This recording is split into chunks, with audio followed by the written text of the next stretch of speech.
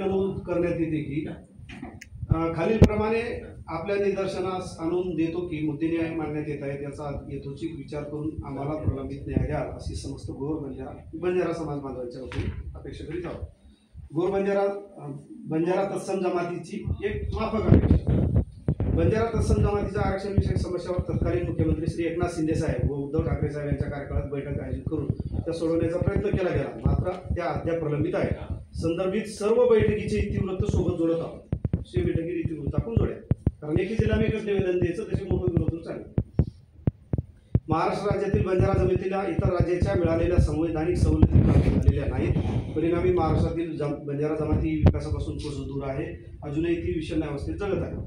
ते राहत असलेल्या तांड्यात कोणत्याही पायाभूत सुविधा नसल्याने तांड्याचे तांडे विकसित व शहरी भागाकडे स्थलांतरित होत आहेत। परिणामी महाराष्ट्रातील तांडे आज वस पडत असून याबाबतचा वस्तुनिष्ठ सर्वेक्षण व अहवाल सोबत जोडत आहोत। संदर्भ क्रमांक 2 व नंतर आपण थोडेसे पूर्वपीठिकाचा रिझर्वेशन म्हणजे ना गावात ना धड जंगलात अशी अवस्था असणारे बंजारा तत्सम जमाती वर्षानुवर्षे भारतीय संस्कृतीचे जतन केलेले असून सिंधू संस्कृती ते वैदिक काळापर्यंत आणि आजपर्यंत भारताच्या जडणघडणीत व विकासात व स्वातंत्र्य चळवळीत यांचा मोलाचा वाटा आहे, हे आपण जाणतात। सर्वांच्या रोजगाराची वाहतूक व्यवसाय व दळणवळणाचे साधन असलेली लढणी व तांडा पद्धत 1853 ची रेल्वे आणि ब्रिटिशांनी बंद केली।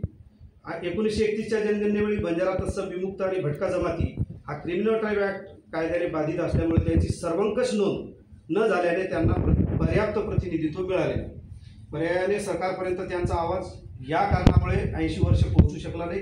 वेगवेगळ्या नावात, प्रवर्गात, धर्मात आणि राज्यात ते विभागले गेले।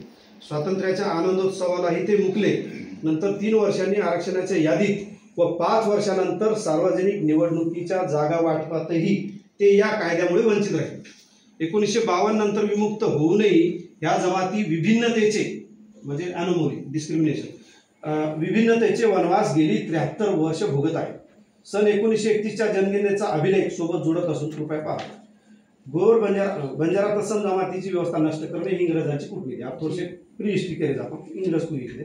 ब्रिटिश शासनाच्या कालखंडामध्ये 19व्या शतकाच्या मध्यापर्यंत निरनिराळ्या जमातीची संस्थाने, छोटी मोठी संस्थाने इंग्रजांनी कायद्याविरुद्ध एकट्याने लढल्याने व संघटितपणे आवाज उठवण्यास सुरुवात केली।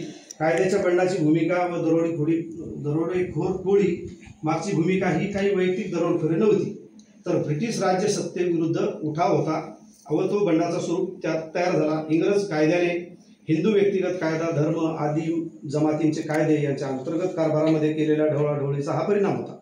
देशी संस्थानांबरोबर बंजारा आदिवासी संस्थानकांनी फार मोठे बंड केले व हे बंड शमवण्यासाठी राणीने जाहीरनामा काढला।